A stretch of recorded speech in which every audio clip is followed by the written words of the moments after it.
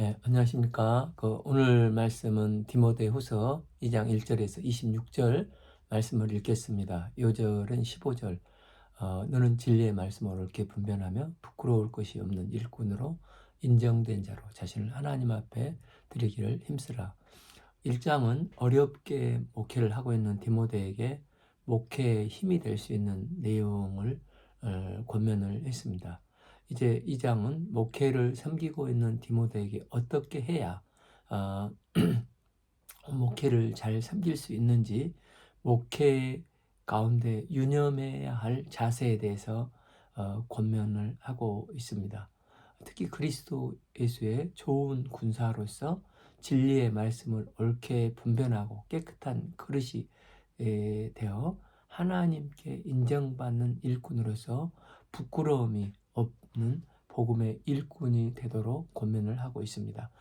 내 아들아, 그러므로 너는 그리스도 예수 안에 있는 은혜 가운데서 강하고, 바울은 권면을 할 때 무서운 선생님이나 아, 선생님이 제자 훈련하듯 권면하는 게 아니라 내 아들아 하면서 아들처럼 권면을 하고 있습니다. 목회자의 자세는 어떠해야 되는지를 말씀하고 있습니다. 주의 종이 되려면 먼저 제일 필요한 게 예수 그리스도의 은혜가 무엇인지를 아는 게 필요합니다.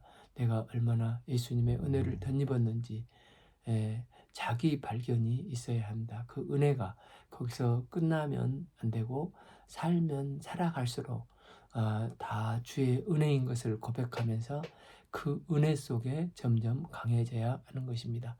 사도 바울은 지금 2차 투옥돼서 죽음을 기다리고 있는 상황이었습니다.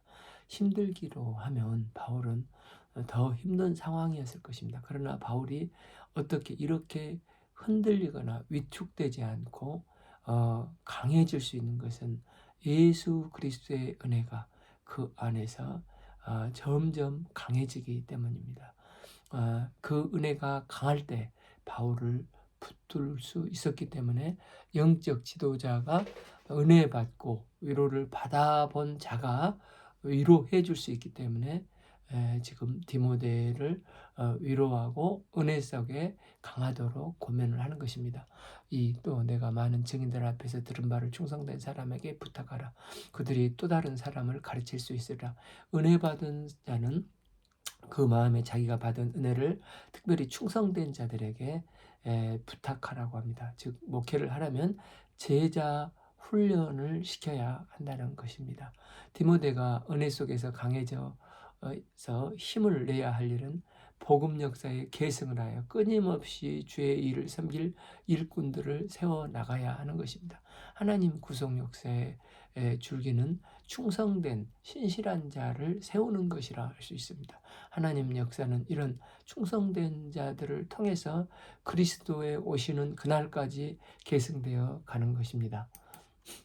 바울이 디모데를 제자로 세웠듯이 디모데가 알고 있는 은혜와 들어서 배운 것들을 잘 가르치고 양육해서 바른 신앙, 바른 신학에 설 수 있도록 다른 사람을 양육하는 것입니다. 저희도 이제 이곳에 90년대 말에 와서 약 30여 년이 흘렀습니다. 그 기간 많은 일들이 있었고, 사회는 또 놀랍게 변하고 발전했습니다. 그러나 이런 세월 속에서, 시간 속에서 다 흘러가 버렸지만 뒤돌아보니 여전히 이 땅에 남아있는 것은 저희 네 가정이 합심 동역해서 1:1 제자 양육을 섬긴 것, 이것밖에 남지 않는 것을 보게 됩니다. 그때 양육했던 제자들이 이제 5명의 목사와 목사로 성장해서 청도, 북경, 광주에서 교회를 충성스럽게 섬기고 있고, 또 한 가정은 상해에서 여전히 학생 단체를 동역하며 섬기고 있습니다. 이들이 계속해서 다른 충성된 자를 가르쳐서 이 땅에 하나님 나라가 확장이 되어 주님 오시는 그날까지 주님의 구속 역사에 교학에 쓰임받는 은혜가 임하길 기도합니다. 3. 너는 그리스도 예수의 좋은 군사로 나와 함께 고난을 받으라.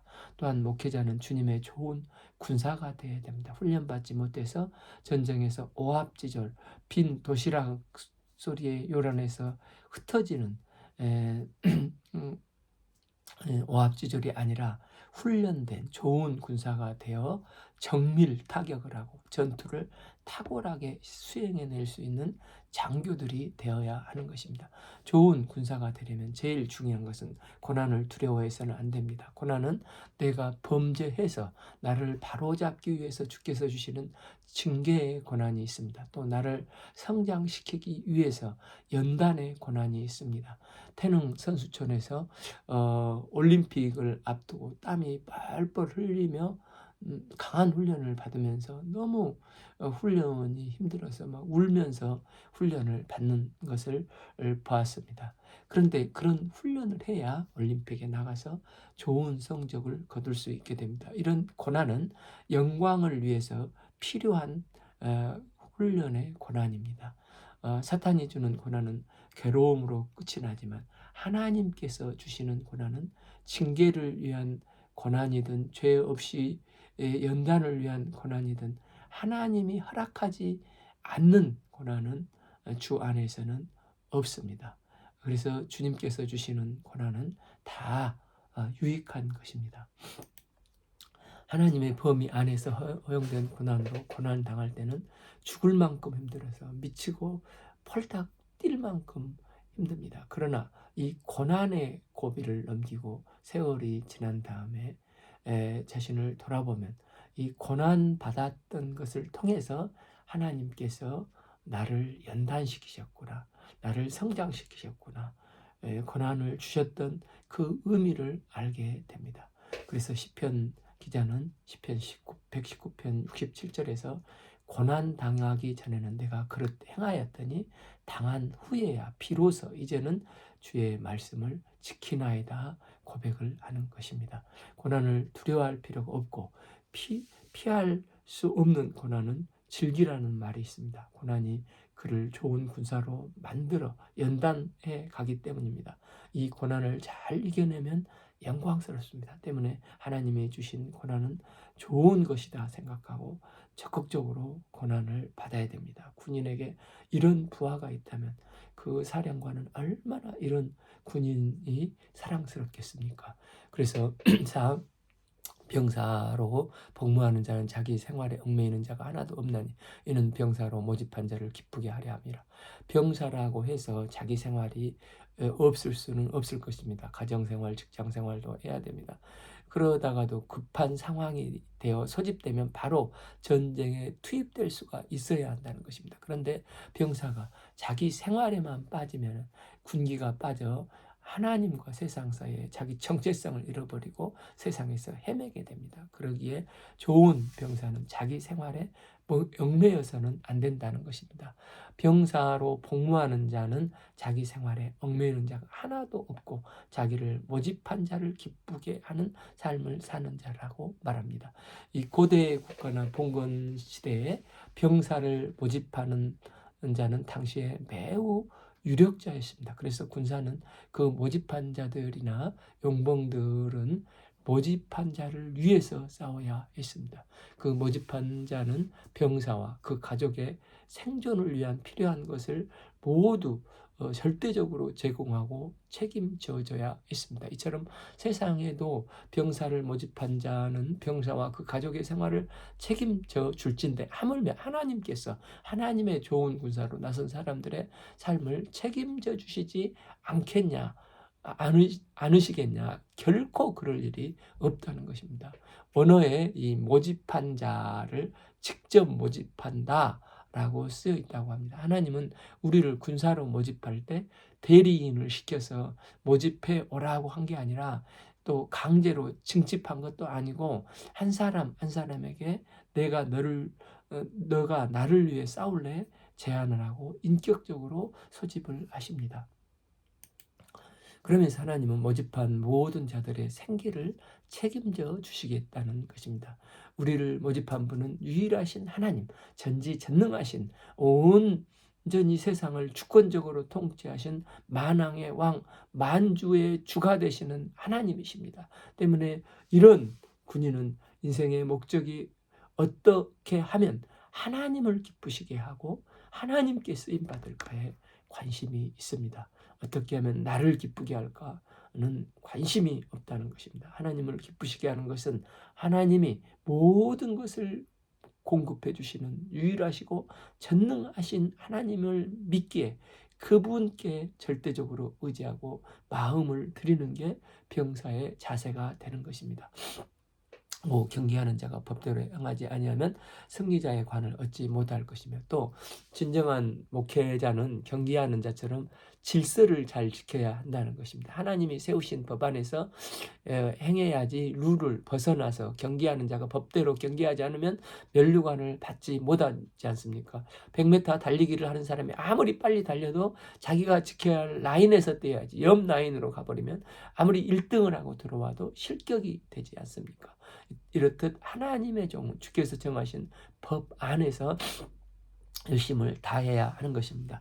수고하고 농부가 곡식을 먼저 받은 것이 마땅하니라. 또한 목회자는 농부가 수고한 만큼 곡식을 받은 것처럼 하나님이 기뻐하시는 목회를 하는 자는 주 안에서 수고하는 자세가 필요하다는 것입니다. 7.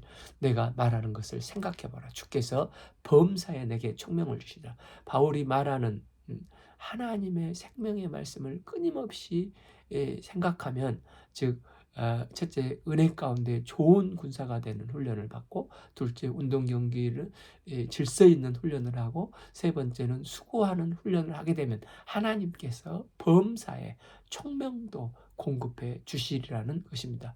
이제 훈련받은 병사가 고통과 불편함이 많이 있고 두려움이 있지만 그 상황 속에서 전투를 해야 될 때 무엇만을 기억해야 하는 것입니까? 바로 내가 전한 복음대로 다윗의 시로 죽은 자 가운데서 다시 살아나신 예수 그리스도를 기억하라. 내가 전한 복음대로, 그 의역인데 이것은 원문을 그대로 직역하면 전한다라는 말이 없고 나의 복음이라고 적혀져 있답니다. 즉 사도 바울은 자신에게 복음이 있었습니다. 바울에게는 자신이 정말 붙들고 있고 확신하고 있는 예수 그리스도의 흔적이 나의 복음이었습니다. 그 복음은 다윗의 시로 죽은 자 가운데서 다시 살아나신 예수 그리스도가 나의 복음입니다. 즉 바울의 복음은 부활의 복음입니다. 그래서 바울은 디모데에게 죽은 자 가운데서 다시 살아나신 예수 그리스도를 기억하라고 명령합니다. 훈련받은 종은 병사가 실제 피 터지는 전투에서 죽기 살기로 싸우면서 머릿속에 한 가지 기억해야 될 것은 무엇이라는 것입니까? 그것은 죽은 자 가운데서 다시 살아나신 예수 그리스도의 부활이라는 것입니다. 죽음 앞두고 사느냐 죽느냐 싸움을 하는데 머릿속에 염두에 두고 내가 어떻게 하면 살 것인가가 아니라 나는 부활한다, 나는 죽어도 살겠고 확신을 가지라는 것입니다. 바울은 부활의 복음을 자신의 복음으로 붙들고 있었습니다. 십자가의 복음을 붙들고 있는 사람은 나의 복음이 부활의 복음으로 이어져야 하는 것입니다. 그 복음으로 말미암아 내가 죄인과 같이 매이는 데까지 고난을 받았으나 하나님의 말씀은 매이지 아니하라. 우리는 십자가의 복음으로 구속의 은혜를 덧입게 되었고 늘 자기를 부인함으로 내가 살아서 벌떡 일어나 방종하려고 하는 죄의 본능이 움직이지 못하도록 십자가에 묶어두는 훈련을 받습니다. 갈라디아서 2장 20절. 내가 그리스도와 함께 십자가에 못 박혀 죽었으니 그런즉 이제는 내가 사는 것이 아니요 오직 내 안에 그리스도께서 사는 것이라. 이제 내가 육체 가운데서 사는 것은 나를 사랑하사 나를 위하여 자기 자신을 버리신 하나님의 아들을 믿는 믿음 안에서 사는 것이라.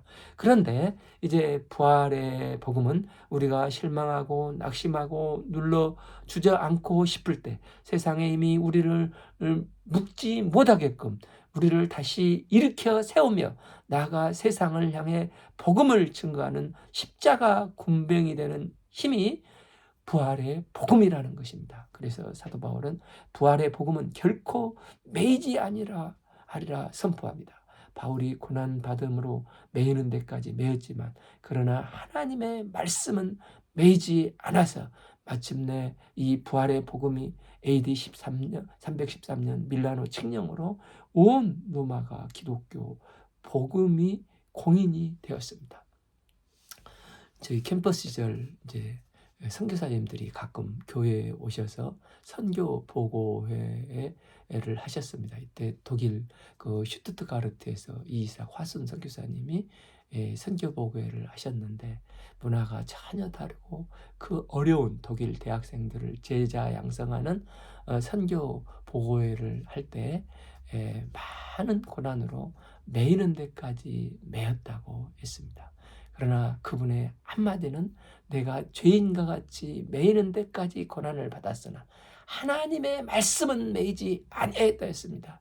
이 말씀이 저에게도 이 땅 선교 가운데서도 어려움이 있을 때마다 나의 심령에 맴돌았습니다. 그래서 고백하기를 내가 죄인과 같이 매이는 데까지 매이고 고난을 받았으나 하나님의 말씀은 매이지 아니하리라 말씀을 외쳤습니다. 말씀을 붙잡고 전진할 때 결국 매이지 않는 하나님의 말씀의 권능을 체험하고 모든 결박을 풀어 헤치고 전진할 수 있게 해 주셨습니다. 이처럼 하나님의 생명의 말씀은 어떤 가운데에서도 결코 매이지 않는 말씀이 되는 것입니다. 그러므로 내가 택함 받은 자를 위하여 모든 것을 참으면 그리스도 예수에 있는 구원의 영광과 함께 받으려 하며 소망 가운데 확신하고 있음을 바울은 선포하고 있는 것입니다. 부활은 세상을 얽어매고 있는 모든 힘으로부터 우리를 자유케 하는 능력이 있습니다. 왜냐하면 세상에 속해 사람을 매이게 하는 가장 강력한 힘은 죄와 사망입니다. 인간은 누구나 죄 때문에 자유도 상실하고 꿈도 상실하고 인간의 모든 생명도 상실해 버렸습니다. 이 죄와 사망을 꽁꽁 묶을 힘이 이 세상에는 존재하지 않았습니다. 그런데 예수님께서 구약의 약속대로 이 땅에 오시고 십자가 부활을 통해서 이 죄와 사망 권세를 꽁꽁 묶어버리고 이 죄와 사망의 무기를 가진 사탄의 머리통을 깨부셨습니다.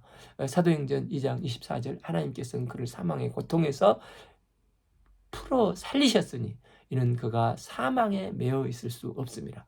예수님의 부활이 모든 묶는 일체의 권세를 다 깨뜨리신 것입니다. 그래서 예수님께서 요한복음 11장 25절에서 나는 부활이요 생명이니 나를 믿는 자는 죽어도 살겠고 I am the resurrection and the life. 현재 부활이요 생명이라고 말씀하셨습니다. 이 부활이요 생명이신 주님을 믿을 때 무릇 살아서 나를 믿는 자는 영원히 죽지 않는 것입니다. 이것이 바울의 복음이요 부활의 복음입니다. 때문에 내가 예수님의 부활을 믿는다는 것은 이 예수님이 지금 현재 나의 삶을 통치하시기 위해 살아 운행하신다는 것입니다. 이런 부활신앙을 가질 때 우리 삶 속에서 부활의 능력이 제대로 나타나게 되는 것입니다. 이 부활의 복음이 바울의 삶이 핵심이 되었을 때 이 부활은 바울의 인생을 충성스럽고 신실한 주의 종으로 바꿨고 바울이 교육하고 훈련하고 있는 제자들의 삶을 신실한 주의 종들로 바꿔주는 원동력이 되는 언약의 말씀이 되었습니다. 계시록 19장 11절에서 또 내가 하늘에 열릴 것을 보니 보라 백마와 그것을 탄 자가 있으니 그 이름은 충신과 진실이라 그가 공의로 심판하며 싸우더라. 여기서 부활하셔서 백마 타고 계신 예수님 안에 충신 즉 신실과 진실이 있습니다. 그러니까 우리가 하나님을 닮아가고자 할 때 기대해주는 성령의 열매들입니다. 우리가 부활의 복음 사도 바울의 복음을 붙들고 있을 때 부활하셔서 백마 타고 계신 예수님 안에서 어떤 고난과 어떤 어려움 속에서도 신실하고 진실한 모습이 우리 삶 속의 능력으로 나타나게 된다는 것입니다. 이제 이 부활의 복음이 자신의 복음이라고 증거했던 바울은 이제 디모데에게 믿음직한 말씀에 대해서 얘기합니다. 10일 미쁘다 이 말이여 우리와 우리가 주와 함께 죽었으면 또 함께 살리오. 이 말씀은 나를 믿음직한 신실한 사람으로 훈련시키는 말씀이라는 것입니다. 이 세상이 힘들고 고난이 많은 어떤 상황과 처지에 처해 있다 할지라도 부활의 소망은 나의 삶을 믿음직한 삶, 신실한 삶으로 나타내게 해 주시는 것입니다. 어떻게 우리가 믿음직한 삶을 살 수 있습니까? 첫째, 11절 하반부, 주와 함께 죽으면 또 함께 살리라. 주와 함께 죽는 것이 신실한 삶, 믿음직한 삶을 살아가는 방법이라는 것입니다. 즉 자기 부인하고 복음으로 인해서 자기 십자가를 지고 고난을 동참해야 한다는 것입니다. 즉 나의 복음을 들고 고난에 더 힘있게 동참할 때 그게 주와 함께 죽는 과정이 되고, 주와 함께 죽으면 부활하신 예수님 혼자 홀로 부활하신 게 아니라 나도 이 부활하신 예수님과 함께 부활하게 된다는 것입니다.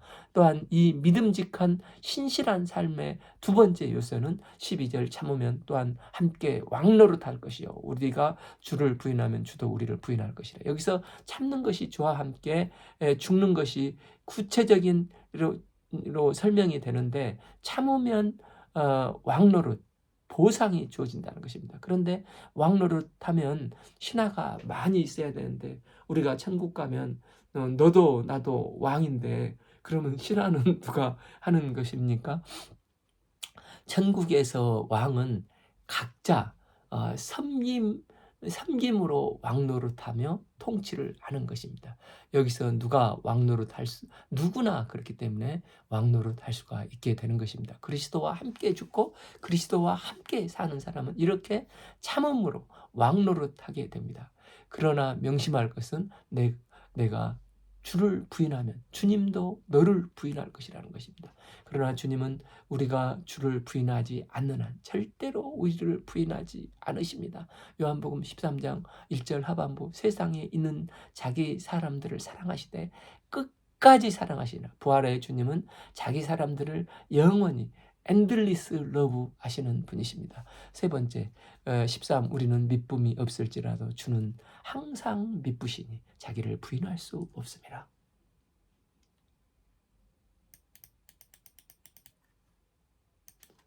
일성경에는 항상이 이제 일량 미쁘심으로 기록하고 있는데, 주는 끝까지 변함없이 일량 미쁘시는 분이시라는 것입니다.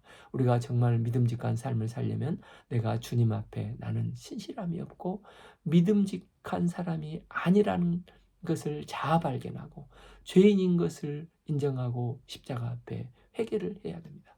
우리 속에서 신실한 것 같은 부분이 있는 것 같은데 내 안에서 그렇지 하는 교만한 마음이 교묘하게 숨겨져 있습니다. 그래서 하나님은 때로는 건강 문제나 또 자녀 문제, 때로는 관계적인 문제, 물질 문제, 여러 문제로 우리를 흔들어 보시고 나의 진면목을 보게 하십니다. 이를 직면했을 때 우리는 그때서야 내가 생각하는 것만큼 나는 신실하지 못할 뿐만 아니라 내가 얼마나 연약하고 비루한 자요 형편없는 자라는 것을 자아 발견을 하게 됩니다. 우리는 미쁨이 없고 늘 연약하여 넘어지는 자입니다. 은혜가 아니면 한순간도 살 수 없는 존재들입니다. 그러나 하나님은 변함없이 신실하시어 이런 우리를 오래 참으시고 기다려주시고 일량 미쁘신 하나님이십니다. 우리가 연약해도 주님의 길에서 탈락되지 않고 끝까지 갈 수 있는 것은 일량 미쁘신 그리스도의 은혜 때문입니다. 중국 선교의 아버지 허드슨 테일러가 말년에 이제 중국 선교를 하면서 의화단 사건 등으로 점점 더 악화되는 정치 상황 속에서 수많은 압박을 받았는데 종종 기억을 잃어버린 적이 있다고 합니다. 어느 날 집회에서 참석해서 말씀을 전하다가 사고의 흐름이 끊어져 버린 것입니다. 그때 그는 연신 반복해서 고백하기를, 여러분 주님을 아무리 많이 의뢰도 주님은 너무 많이 의뢰했다고 할 수 결코 없습니다. 디모데후서 2장 13절, 우리는 미쁨이 없을지라도 일량 미쁘시니 이는 그가 자기를 부인할 수 없으심이라. 계속해서 반복된 말을 했다고 합니다. 미쁘신 주님의 말씀은 반복적으로 뭘 증거한 것입니다. 그는 자신의 전 선교 사역 기간 동안 자신은 미쁨이 없을지라도 일량 미쁘신 주님의 이 크고 놀라운 은혜를 체험하면서 이 신실하신 주님을 의뢰한 삶을 살았기 때문에 이 치매가 오는 순간에도 본능적으로 이런 고백을 하게 된 것입니다. 이처럼 주님은 우리가 허물지고 연약하고 미쁨이 없을지라도 주님의 길을 갈 수 있는 것은 변함없이 일량 미쁘신 그리스도의 사랑 때문인 것입니다. 우리가 일량 미쁘신 주님의 은혜 안에 거함으로 고난을 두려워하지 않고 주님의 병사와 함께 고난받아 영광의 면류관의 주인공들이 될 수 있기를 기도합니다. 14. 너는 그들로 인하여 기억하여 말다툼으로 하지 말라고 하나님 앞에 엄히 명하라. 이유는 유익이 하나도 없고 도리어 듣는 자들을 망하게 하며. 이 말다툼은 왜 합니까? 영적으로 무지해서 그렇습니다. 그 디모데전서 6장 3절에서도 읽었듯이 에베소 교회의 다른 교훈을 말하며 변론하고 언쟁을 좋아하는 다른 교훈을 따르는 사람들이 있었습니다. 우리 뒤에 16, 18절에도 보면 망령되고 헛된 말을 하는 자들이 악성 종양과 같은 자들이 있었습니다. 그러니 그들과 언쟁을 벌이지 말라는 것입니다. 그런 말다툼은 시간 낭비일 뿐이고 다른 사람들에게 나쁜 영향력을 끼칠 뿐입니다. 그러면 그리스도의 군사된 저희가 무엇에 집중을 해야 됩니까? 첫째로 15. 너희는 진리의 말씀을 옳게 분별하여 부끄러울 곳이 없는 일꾼으로 인정된 자로 자신을 하나님 앞에 드리기를 힘써야 하는 것입니다. 여기서 진리의 말씀을 옳게 분별한다는 것은 원어는 바르게 자르다라는 뜻으로 말씀을 정확히 분석하고 다루는 것을 말합니다. 즉 진리의 말씀을 바르게 해석해서 나누는 것을 말합니다. 하나님의 진리의 말씀은 다른 사람들을 진리 가운데로 인도하는 생명의 말씀입니다. 이 진리의 말씀을 듣는 사람은 온전히 자유함을 덧입고 생명을 얻게 됩니다. 이 진리의 말씀 속에 이미 풍성하고 충만하며 확실하게 모든 게 표현이 되어 있습니다. 그래서 주님의 일꾼은 말씀을 성령의 조명하심을 받아 옳게 분별하여 바른 복음이 흘러가게 해야 하는 것입니다. 교회는 진리의 기둥의 터에 서 있고 사도의 말씀 사역이 위해 세워진 곳입니다. 교회에서 가장 중요한 일은 이 진리의 말씀을 옳게 분별하여 가르치는 것입니다. 이 일을 하는 사람을 말씀 사역자인데 디모데가 바로 지금 이런 사람입니다. 디모데는 이 일에 신실해야 됩니다. 왜? 에베소 교회 이단들과 거짓 선지자들이 나타났습니까? 왜 사람들은 16 망령되고 헛된 말을 버리라 그들을 경건치 아니함에 점점 나아가니 17 그들의 말은 악성 종양과 퍼짐과 같으니 그 중에 후메네오와 빌레도가 있느니라 라고 말을 합니까?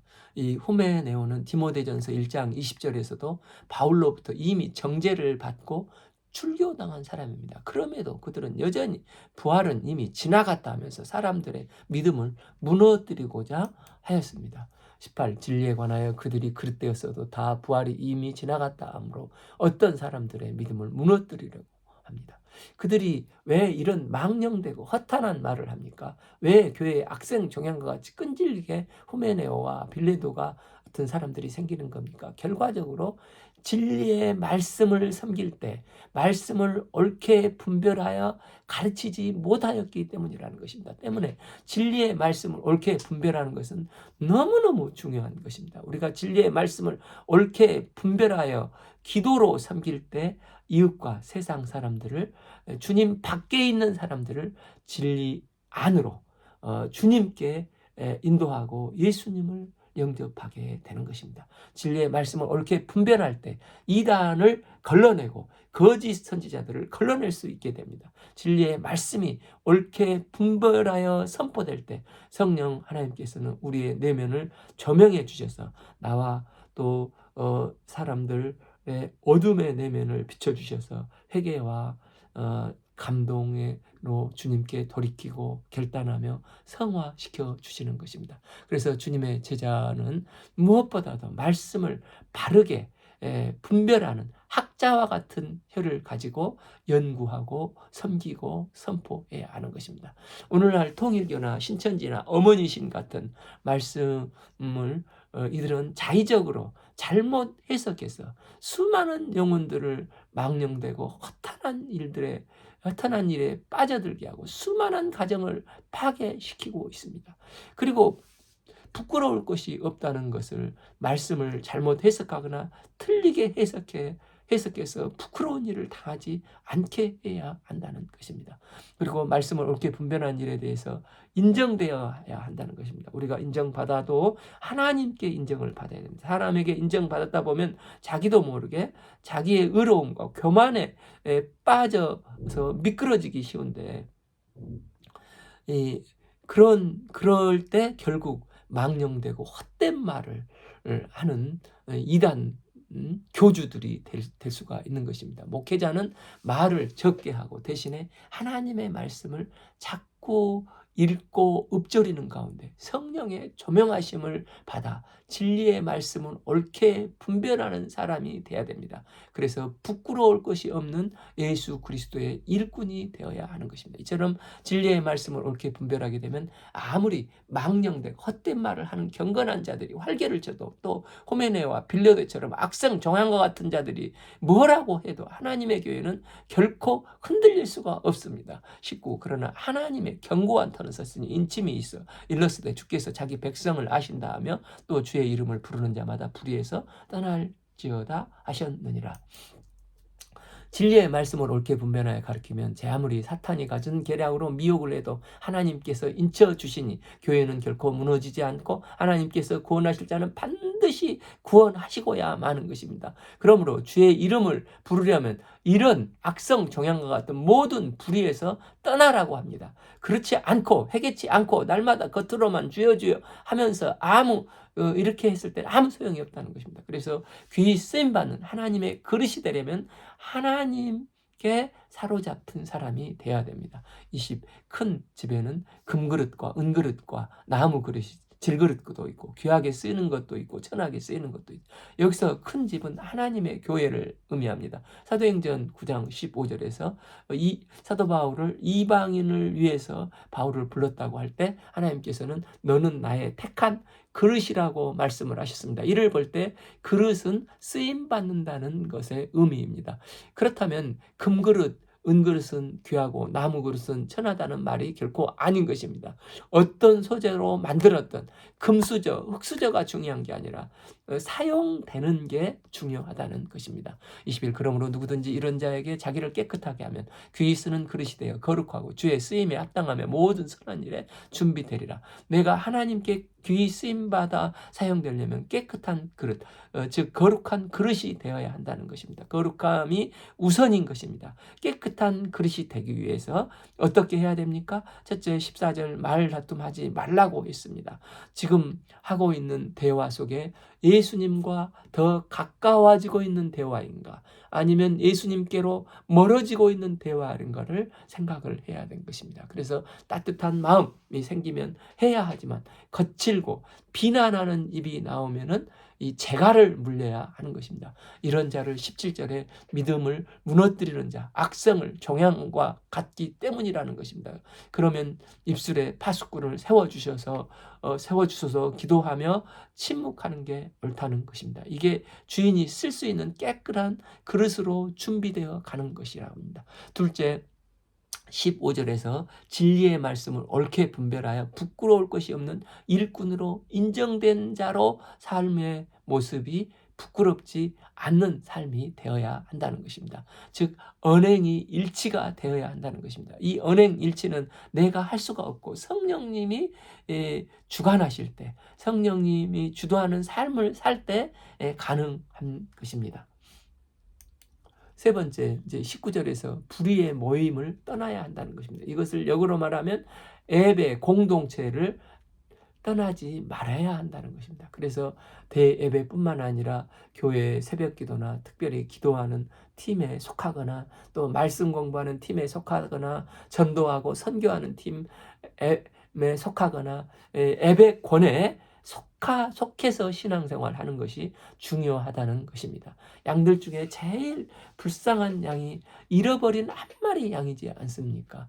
그래서 예배의 무리에 속해 있는 게 중요하다는 것입니다. 어, 하나님께 쓰임받으러 간다면 예배 공동체에 있어야 하는 게 아니냐는 것입니다. 그래서 바울은 디모데에게 정말로 주님께 쓰임받는 그릇이 되고자 한다면 자신을 깨끗하게 하는 자가 되어야 한다는 것입니다. 그러면서 특히 바울은 디모데에게 22절 또한 너는 청년의 정욕을 피하고 주를 깨끗한 마음으로 부르는 자들과 함께 의와 믿음과 사랑과 화평을 따르라고 말하고 있습니다. 디모데는 지금 연소하고 젊습니다. 그런데 교회 안에 일반적으로 여자들이 많습니다. 그래서 디모데가 정욕에 끌릴까봐 너는 청년의 정욕을 피하고 주를 깨끗한 마음으로 부르는 자들과 함께 의와 믿음과 사랑과 화평을 따르라고 권면하고 있습니다. 정욕을 피하는 방법은 참고 또 참는 게 아니라 하나님께서 교회에 허락하신 믿음의 일, 사랑의 일, 화평의 일을 열심히 쫓아서 섬기는 선한 일을 해야 하는 것입니다. 그러다 보면 저녁이 되면 피곤해서 죄지을 틈이 없고 골아 떨어져 깊게 달콤한 잠을 자게 됩니다. 13. 어리석고 무식한 변론을 벌이다. 이에서 다툼이 나는 줄 알며 성경 말씀을 자꾸 보면 무식한 변론할 틈이 없는데 성경을 안 읽고 대충 읽다 보면 시간이 남아돌고 무식한 변론을 하기 쉽습니다.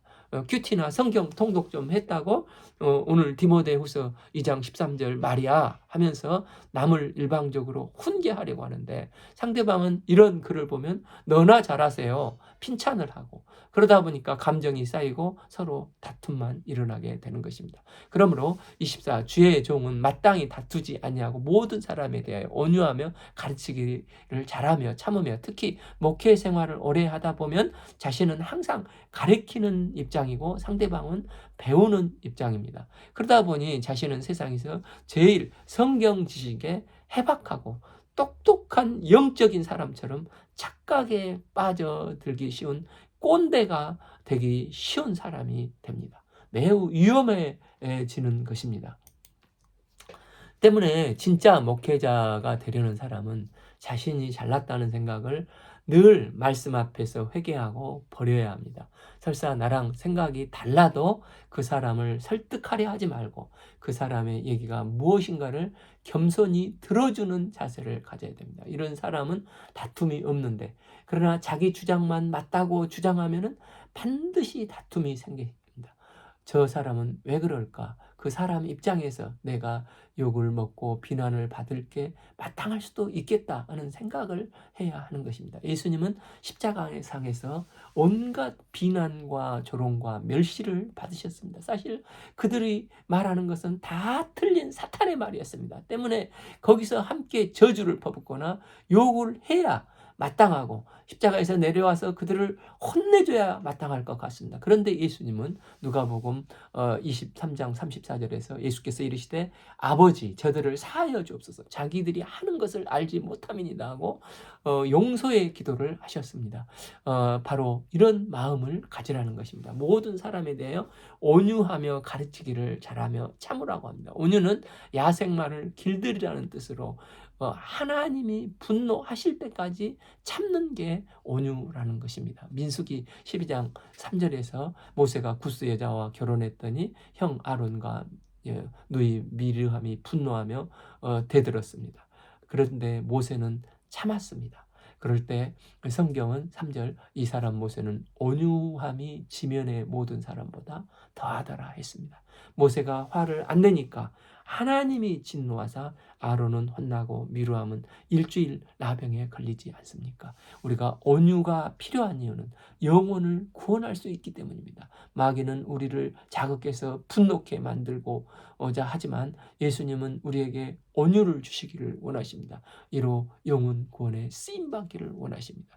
25 거역한 자를 온유함으로 홍기할지니 혹 하나님이 그들에게 회개함을 주사 진리를 알게 하실 하실까 하며 26 그들로 깨어 마귀의 올무에서 벗어나게 하나님께 사로잡힌 바 되어 그 뜻을 따르게 하실까 함이라. 이 모든 것을 하시는 분은 하나님의 일이시기 때문이라는 것입니다.